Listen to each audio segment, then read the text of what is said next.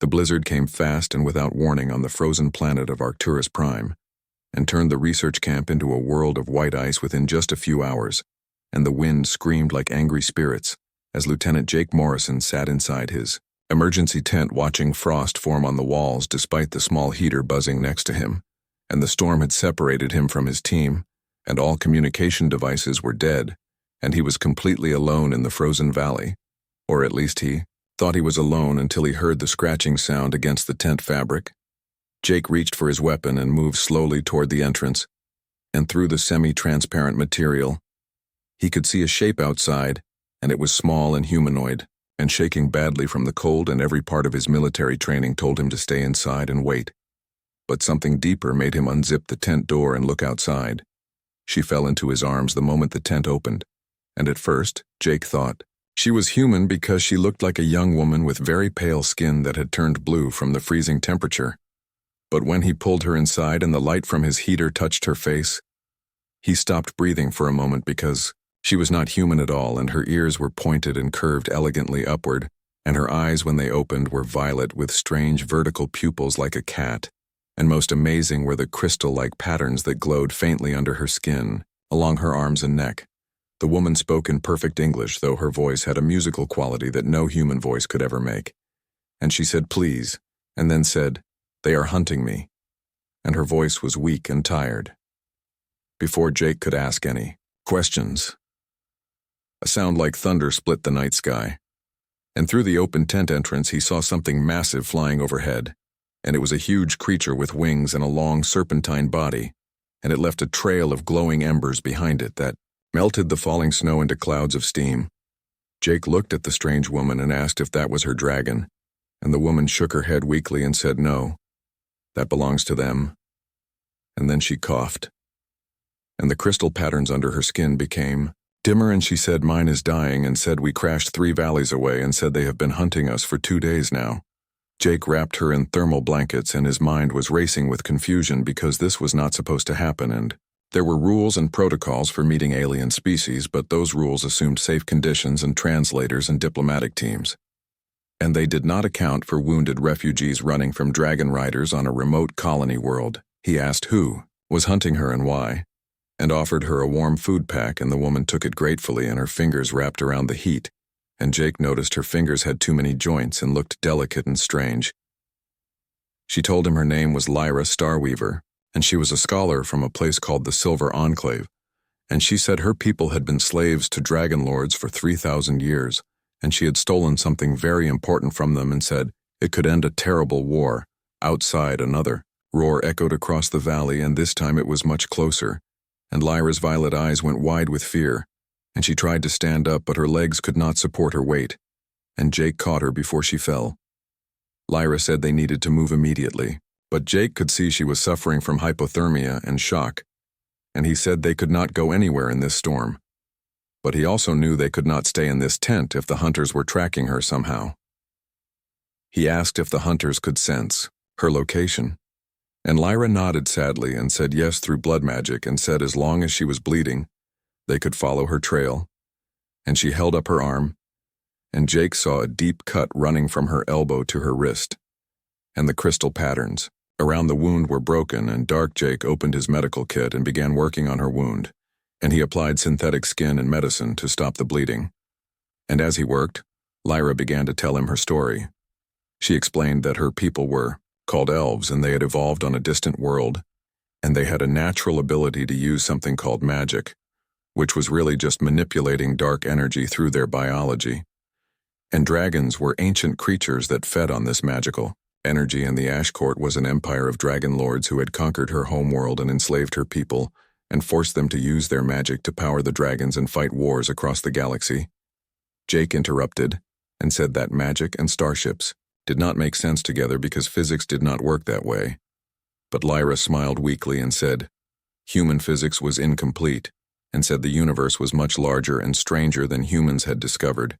She continued her story and said she and her bonded dragon named Ember had broken into an Ash Court fortress and stolen a crystal that contained the true name of the Dragon Emperor himself, and with that name, the free people could bind him and force him to end his wars and free the slaves on countless worlds. But the escape had gone wrong and Ember was badly wounded and they crashed on this planet, and Lyra had hoped to hide among humans because her enemies did not know about human space and did not come to this sector of the galaxy. Jake said quietly that they were not unknown anymore because if the Ash Court followed her here, then they knew about humans now, and if they were as dangerous as she described, then his people were in serious trouble. His wrist device began beeping with a proximity alarm and the screen showed motion detected 300 meters north and closing fast, and Jake turned off the tent lights and pulled Lyra down beside him and drew his plasma pistol. Through the small observation window he saw them coming, and there were 3 figures descending from the dark sky, riding on smaller dragons, and each dragon glowed with internal fire that made the snowstorm look like a cathedral of orange and red light, and the riders wore armor that looked like it was made from black glass and flames, and they carried weapons that crackled with strange energy.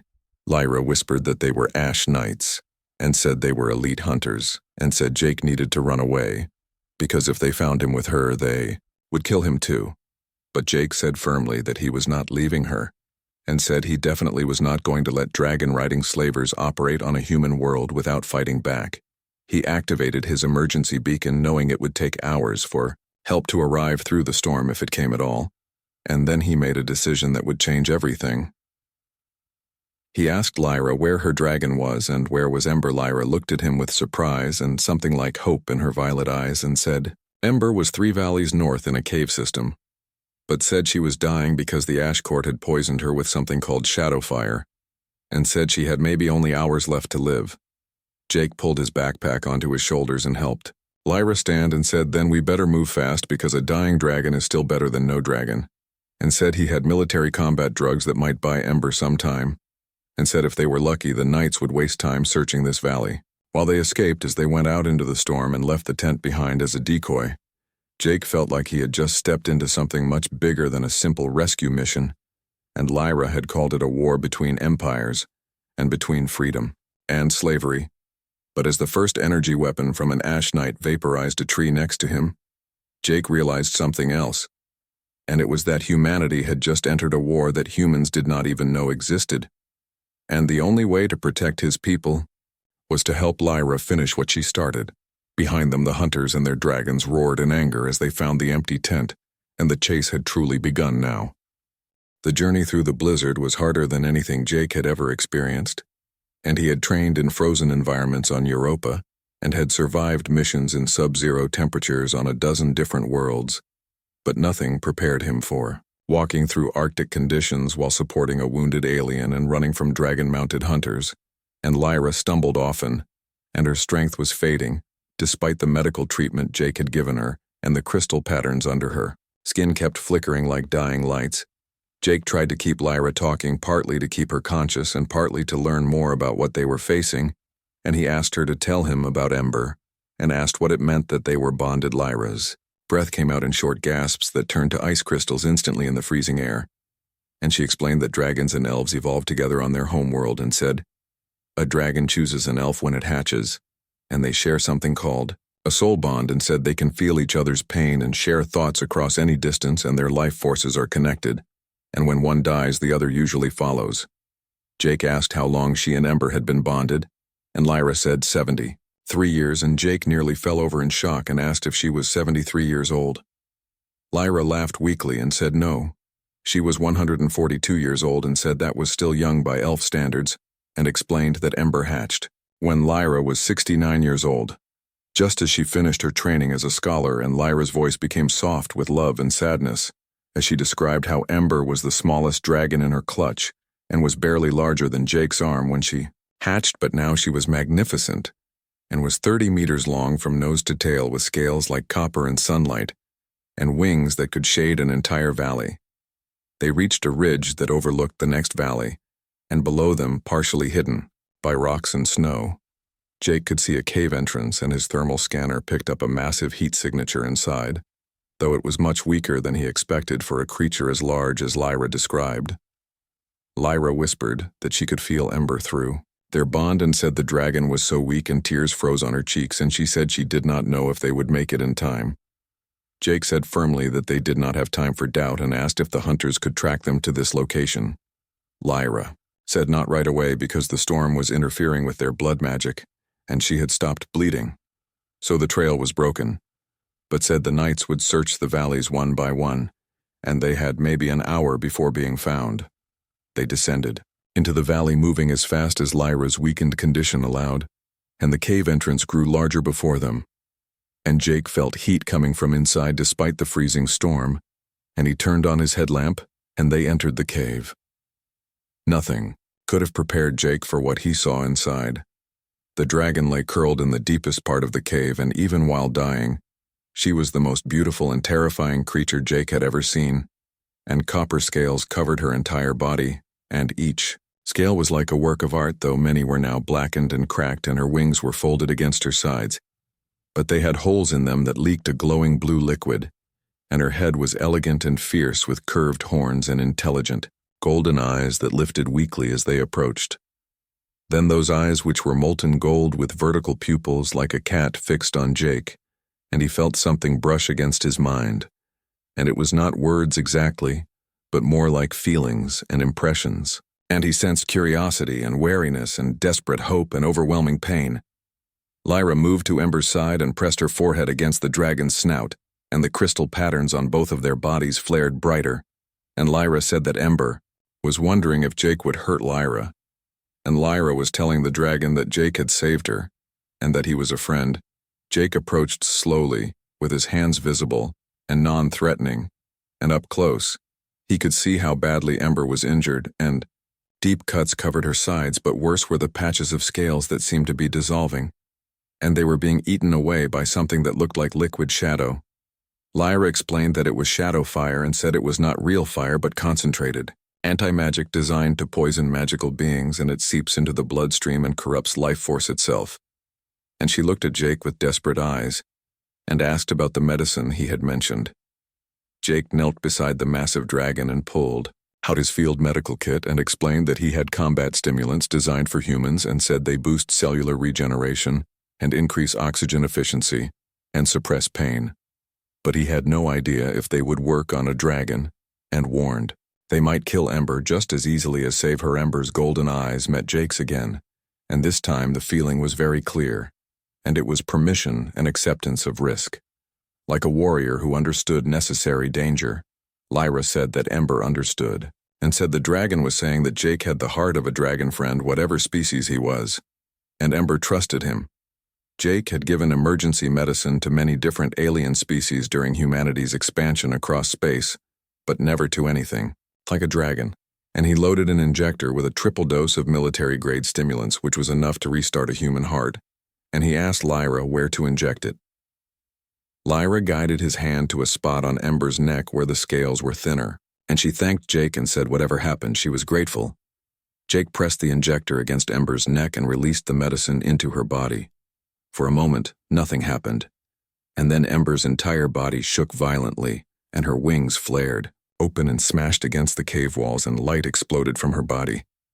But it was not the warm copper color of healthy scales, but a fierce white light that drove back all the shadows, and she roared, and the sound was pain and fury and defiance, all mixed together. The shadow fire patches on her scales began to smoke and sizzle, as if something was burning them away from inside, and Ember thrashed wildly, and Jake pulled Lyra back to avoid the dragon's powerful tail, and the roar continued, echoing through the cave and out into the valley beyond. Jake said quietly that the roar was not good because every Ash Knight in the area just heard that sound. But Lyra was laughing and crying at the same time, and told Jake to look at Ember. The Scifi dragon was standing on legs that had been too weak to support her weight just moments before, and the shadow fire patches were completely gone and burned away and revealed raw but healing scales underneath, and her eyes blazed with renewed fire. And when she looked at Jake, the feeling he received was unmistakable, and it was gratitude and fierce loyalty.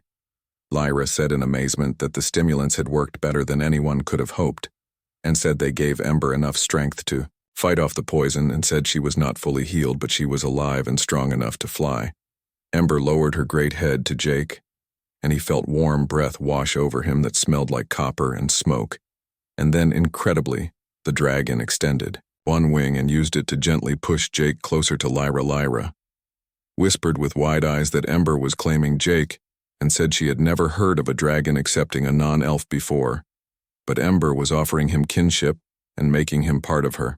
Jake reached out carefully and placed his hand on Ember's snout, and the scales were warm, almost hot and smooth as polished metal, and he said simply that he was honored and hoped the dragon could understand. The touch against his mind was warm and approving and carried a feeling that Jake could only describe as family. Their moment of connection was shattered by the sound of wings overhead, and through the cave entrance, Jake saw dark shapes circling in the sky. And there were 3 dragons, carrying ash knights, and they were searching the valley. Lyra said with fear returning to her voice that the hunters had heard Ember's roar, and now they knew exactly where to find them. Jake's military training took over immediately, and he assessed their situation with cold logic. And they had 1 recovering dragon and 1 exhausted elf and 1 human soldier, with a plasma pistol and very little ammunition, and they faced 3 enemy soldiers on healthy dragons with unknown weapons. The odds were terrible, but Jake had survived terrible odds many times before. He asked Lyra if Ember could fly, and Lyra said yes, but not far and not carrying both of them. Jake said then they would split up, and said Lyra and Ember should fly east toward the mountains while he went west toward the research station, and with luck the hunters would chase him and Lyra would escape. Lyra grabbed his arm and said no, and said the Ash Knights would kill him because they had trained for centuries in combat, and Jake did not stand a chance alone. Jake said maybe that was true, but he could buy Lyra time, and said the crystal she carried was more important than 1 human soldier, and told her to get to safety and find her people and finish what she started. Ember made a deep rumbling sound and shook her head firmly, and the feeling Jake received through their new bond was absolute refusal. Lyra said that Ember insisted they stay together, and said all of them or none of them, because dragons do not abandon their family. Jake felt something warm in his chest, and it might have been pride or the kind of fierce love that happens between warriors who face death together, even if they just met, and he said then they needed a better plan, and they needed it. Fast, he moved to the cave entrance and studied the terrain outside. The first Ash Knight descended into the valley with the confidence of a predator that knew its prey was trapped, and his shadow dragon was a creature of midnight black scales and eyes like dying red coals, and it landed near the cave entrance with enough force to crack the frozen ground beneath it. And the knight himself looked terrifying in his obsidian armor that seemed to absorb all light, and his helmet was carved to look like a skull, and he carried a weapon that crackled with violet lightning. The knight called out in a voice that echoed strangely and said, "Come out, little thief," and said, "The sovereign offers mercy," and said, "Return what you stole, and your death will be quick, but resist, and your suffering will last for decades inside." The cave Jake watched through his weapon scope from a ledge 20 meters up the cave wall, where he had positioned himself, and his plasma pistol was set to maximum charge, and Lyra and Ember were deeper in the cave, hidden by shadows and waiting for their moment. The knight climbed down from his dragon and walked toward the cave entrance with slow, measured steps, and his dragon remained outside with its head moving back and forth as it searched for threats. And 2 more shadow dragons circled overhead with their riders watching but not descending yet. Jake whispered into the communication device that Lyra had modified with her technology to create a telepathic link to Ember, and said the lead knight is coming in alone and his dragon is exposed outside. Lyra's voice came into his mind, strange and musical, and said that Ember was ready, and asked if Jake trusted the dragon to catch him. Jake asked if he had a choice. A feeling of dragon amusement touched his mind. Jake said, "Then tell Ember he trusted her with his life." The Ash Knight reached the cave entrance and raised 1 armored hand, and shadows began to gather around it, forming into something solid and dark, and Jake had seen enough. He shouted now. 3 things happened at the same time. Jake fired his plasma pistol not at the knight, but at the cave ceiling above the entrance, and the superheated energy bolt hit crystallized minerals that Lyra had pointed out earlier, and those minerals reacted violently to heat, and the explosion was huge, bringing down tons of rock and ice directly onto the Ash Knight and sealing the cave entrance completely. From deeper in the cave, Ember charged forward and released a massive stream of fire through a secondary tunnel that Jake had found, and the tunnel opened higher up the valley wall, and the flames were not aimed at the dragons above but at the shadow dragon waiting outside, and the creature screamed as copper-colored fire covered it and found gaps in its armor. and set something inside it burning. And Lyra drew on energy reserves she should not have had, and spoke a word in her language that made reality itself seem to shiver, and the crystal patterns on her skin blazed bright enough to light the entire cave, and suddenly Jake was falling through a circle of pure light. He came out 50 meters above the valley floor, directly under one of the circling shadow dragons, and for one heartbeat he hung in the air, weightless and terrified. And then Ember was there, having shot through her fire tunnel like a copper missile, and Jake landed on her back between her shoulder blades. He had never flown on anything like this, and there was no saddle or safety harness, just hot scales and the desperate need to hold on as Ember turned hard to the left and the world spun in a crazy way, with white snow and black rock and orange flames, and the dark shapes of enemy dragons turning to chase them. Jake shouted that he thought Lyra said Ember could not carry 2 people. Lyra's voice came through their link, and she sounded strained and said Ember could not carry them far, and said, "Buy me 30 seconds.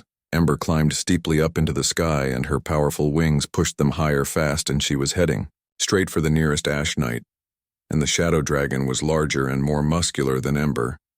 But Ember had speed and desperation driving her, and she closed the distance in seconds, and Jake found himself staring at an Ash Knight who looked as surprised as Jake felt. The knight raised his lightning weapon, but Jake was faster, and he emptied his plasma pistol's remaining charge into the man's face at point-blank range, and the obsidian helmet held, but the knight jerked backward, and in that moment of confusion, Ember attacked. Her claws raked across the shadow dragon's wing and tore the membrane open, and her teeth found the creature's neck, and copper fire poured directly into the wound, and the shadow dragon screamed and fell spinning toward the ground, and its rider was desperately trying to control the fall as they spiraled downward. Jake said that was 2 down and 2 left, and said they were out of surprises now. But Lyra's voice cut through his mind with perfect clarity and said, "Hold on tight, because we are teleporting."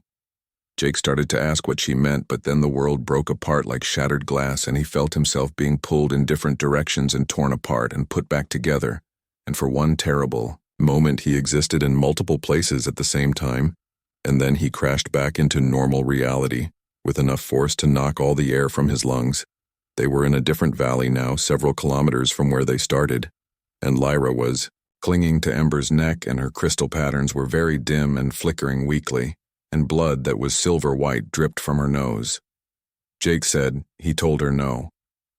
Heroic sacrifices.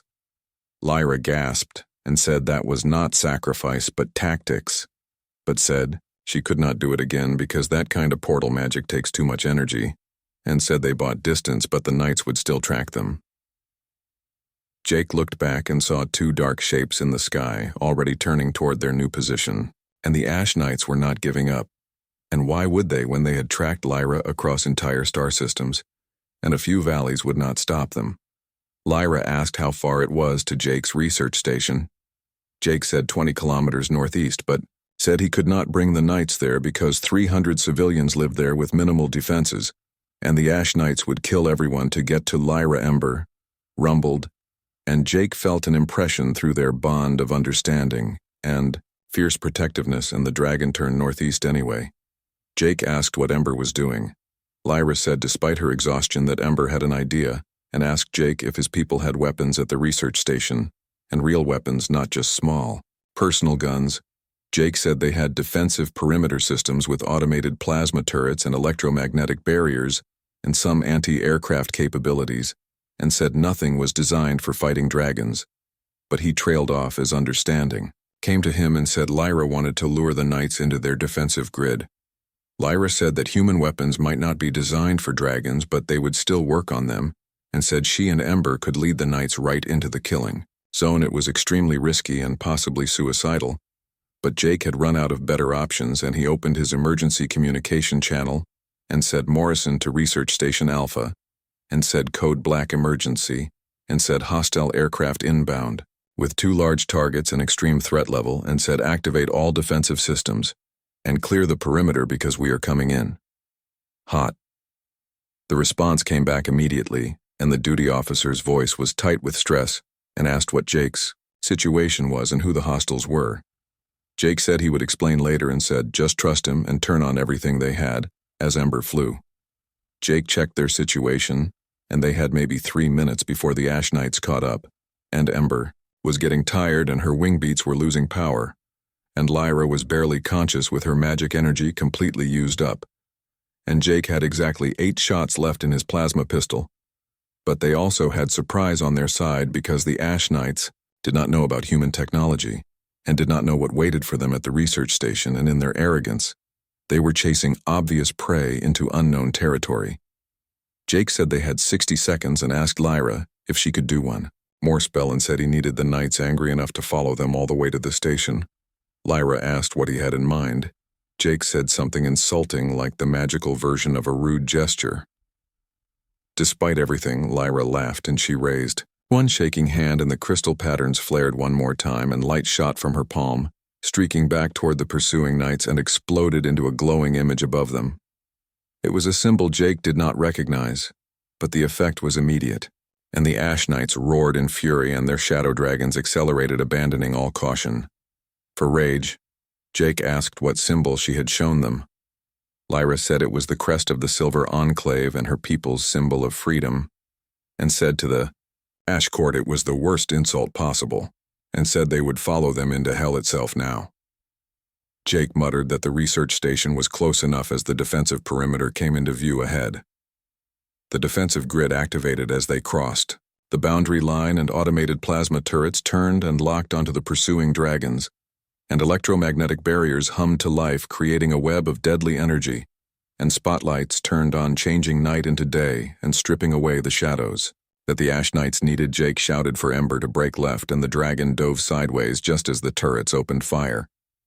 The first burst of weapons fire caught the lead shadow dragon across its chest and wing, and the creature howled as superheated. Plasma burned through its scales, leaving smoking craters, and the knight tried to turn away.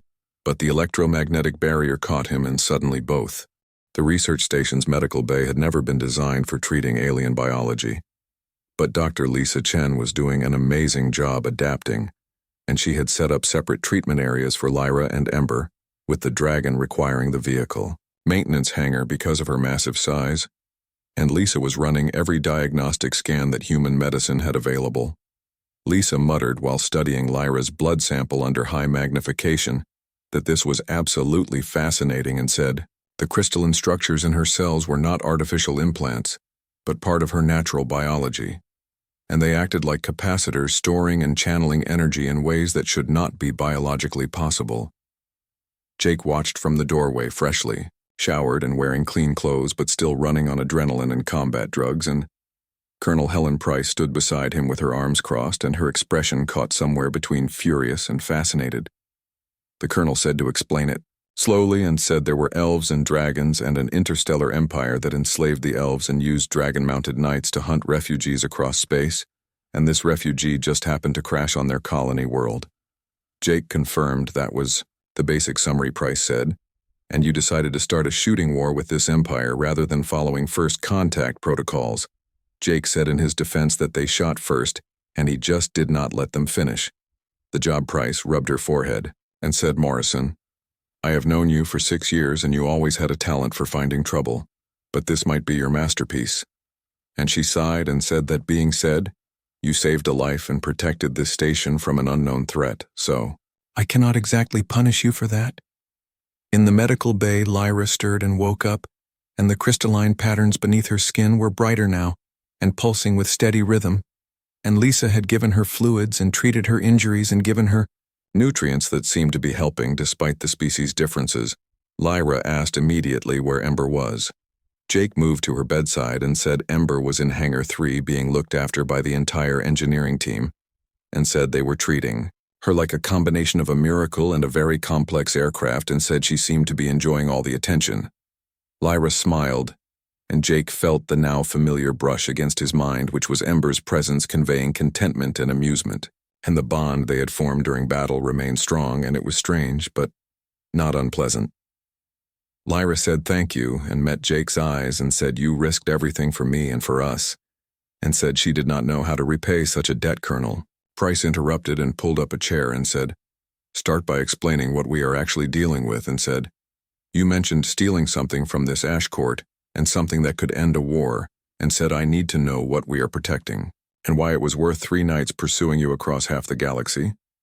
Lyra sat up slowly and reached into her clothing and pulled out a crystal no larger than Jake's thumb, and it was multifaceted and brilliant, and seemed to contain swirling galaxies of light inside its structure, and just looking at it made Jake's head ache with strange pressure.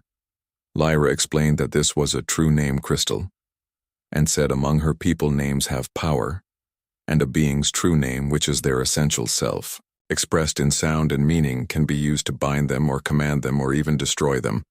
And the dragons learned this art from elves thousands of years ago and used it to enslave them. And elves could not resist because the dragons held their true names. She turned the crystal and the light inside shifted colors and said, 3 months ago she infiltrated the Ash Court's Grand Archive and said it took her 17 years to position herself as a trusted scholar to gain access to the inner vaults, and she spent those years searching for one specific crystal among millions of others. Jake guessed it was Sovereign Vrax's true name. Lyra confirmed yes and said the Emperor himself, and said with this crystal, the free peoples could bind him and command him to end the wars or at minimum neutralize him as a threat, and it could shift the balance of power in the entire sector of space. Colonel Price leaned forward and said, and this Ash Court will do anything to get it back. Lyra said flatly that they would burn entire worlds, and said they had done it before, and said, Sovereign Vrax was ancient and powerful and absolutely ruthless, and if he learned that his true name had fallen into enemy hands, he would hunt her to the edge of the universe. And now she looked at Jake and Price with genuine regret and said, now he knows about humanity, and said, I have brought this war to your doorstep.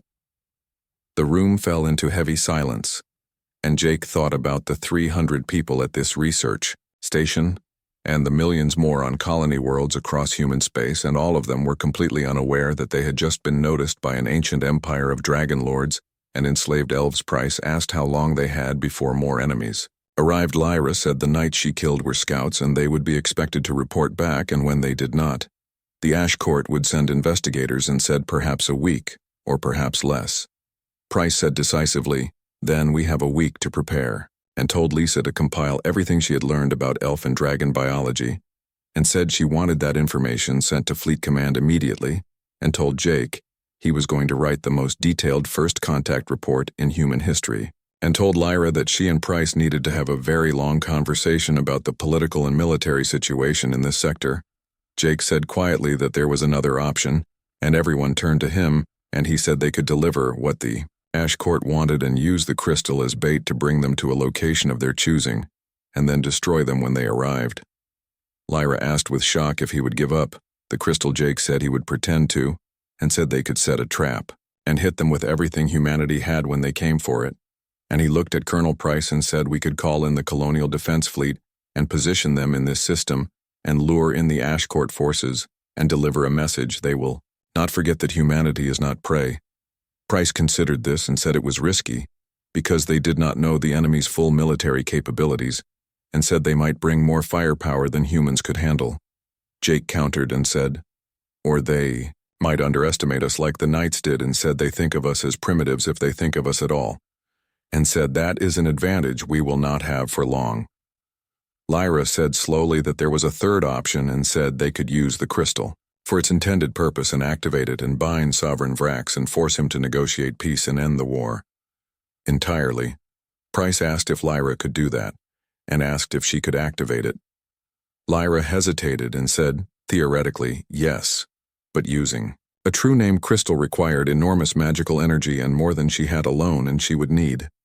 And she looked at Jake and then toward Hangar 3, where Ember rested, and said she would need Ember, and even together they might not be strong enough.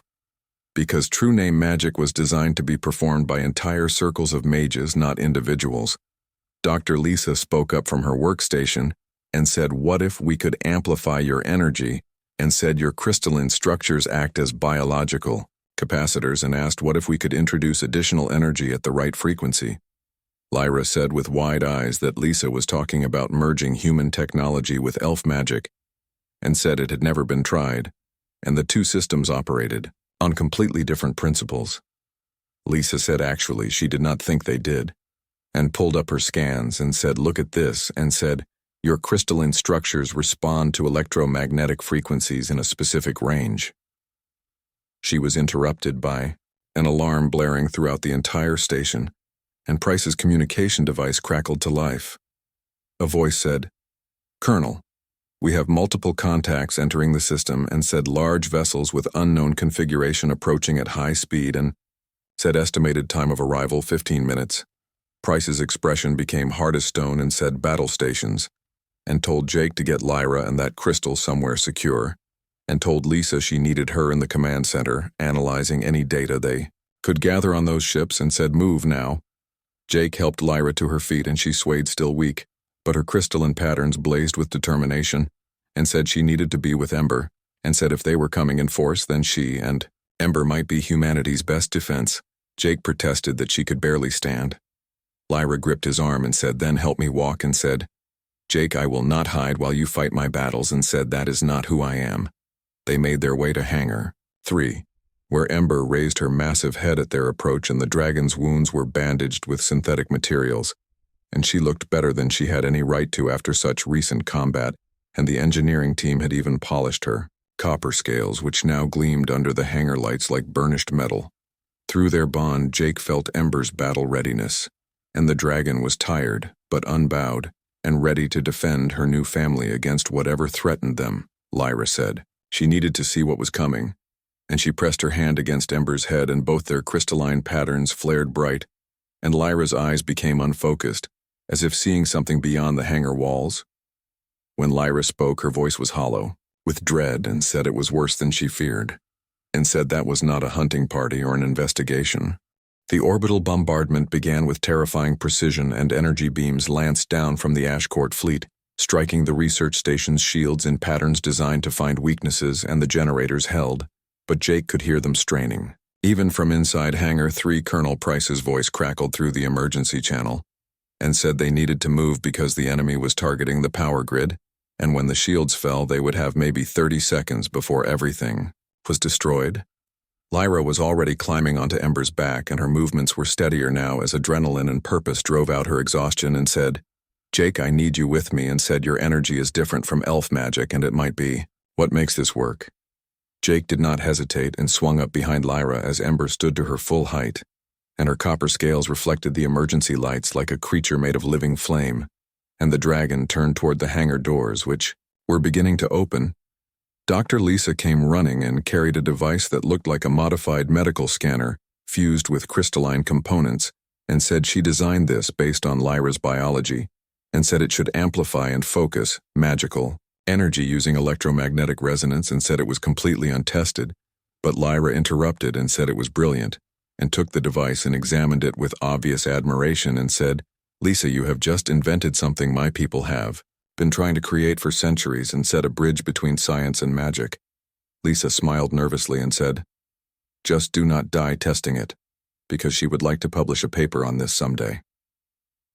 The hangar doors opened fully and revealed the night sky lit by energy beams and the distant shapes of dragon riders descending like falling stars, and the Ashcourt was committing its forces in waves using overwhelming numbers to crush all resistance.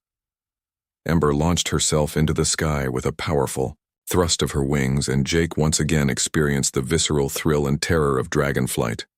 But this time was different, because this time he could feel Ember's thoughts more clearly through their bond, and he sensed determination and fierce joy at flying free. Despite her injuries and absolute trust in both him and Lyra pointed toward the largest ship in the orbital fleet, and it was a vessel of dark metal and burning symbols that dwarfed even the massive colony transport ships Jake had arrived on, and said that is a War Master-class command ship, and the fleet admiral will be aboard, and said we need to get within a kilometer of it. Jake shouted over the wind and asked within a kilometer and said these things can shoot us. From orbit Lyra said she knew and said, that is why we need a distraction, and said she believed Colonel Price was about to provide one, as if on cue the research station's defensive turrets swiveled skyward and opened fire, and plasma bolts streaked into space targeting the descending dragon riders and forcing the Ashcourt fleet to adjust their formations. And it was not much, because the station's weapons were designed for planetary defense, not space combat, but it bought them precious seconds. Ember climbed steeply, and her wings beat with powerful strokes that carried them above the battle, and shadow dragons wheeled to intercept. But they were designed for atmospheric combat, not high-altitude insertion, and Ember's lighter build and desperate. Speed carried them past the first wave of enemies. A knight on a particularly large shadow dragon broke formation to pursue them, and energy bolts sizzled past Ember's wings close enough that Jake felt the heat, and he twisted in his seat and aimed his plasma pistol and fired 3 shots in quick succession.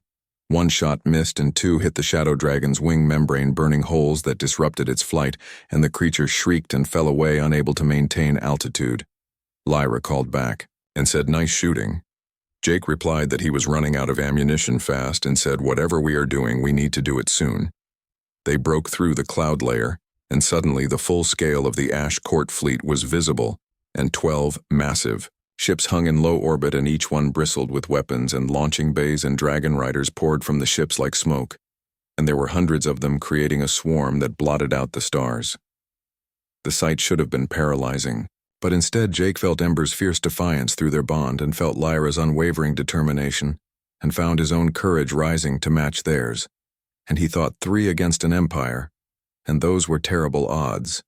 But he had faced worse. Lyra said they were approaching the command ship, and her voice took on a strange resonance as she activated Lisa's device, and the crystalline patterns on her skin blazed so brightly, Jake had to squint and said, "Jake, I need you to channel your energy into me," and said, "Do not ask how, just want it, and the bond will do."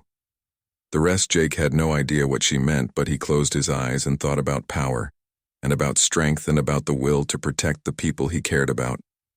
And he felt something stir within him, and it was a warmth that spread from his chest along his arms and into Lyra's back, where he gripped her shoulders. Lyra gasped and said, "That is it," and said, "That is exactly what we need," and said, "Jake, you have so much potential," and said, "If you had been born elf, you would be a legendary mage." Jake said, "Great, but right now I just need to be a good battery," and said, "Take what you need."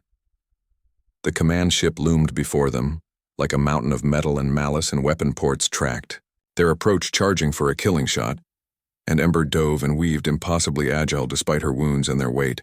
Lyra withdrew the true name crystal and held it high, and the device Lisa had created attached to the crystal like a missing piece, and suddenly the crystal blazed with light that put the stars to shame, and Lyra began to speak in her own language with words that resonated with power and purpose.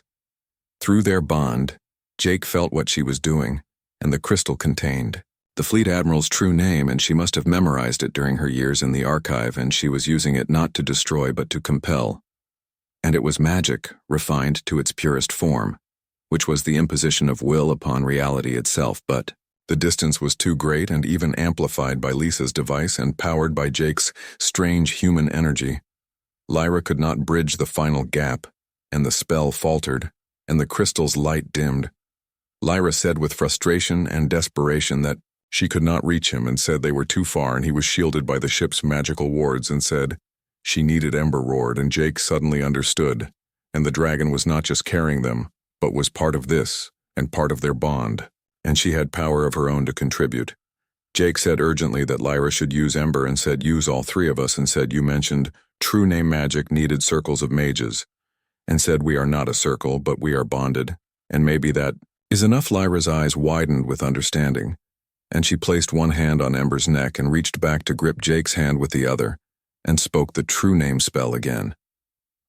This time power flowed between all 3 of them, and Jake felt his energy drain into Lyra, and felt Ember's ancient draconic strength join it, and felt Lyra weaving it all into something greater than the sum of its parts, and the crystal blazed like a newborn star, and the spell reached out across the void like a lance of pure will. It struck the command ship's shields and shattered them, and pierced the hull and bypassed every ward and protection, and found its target.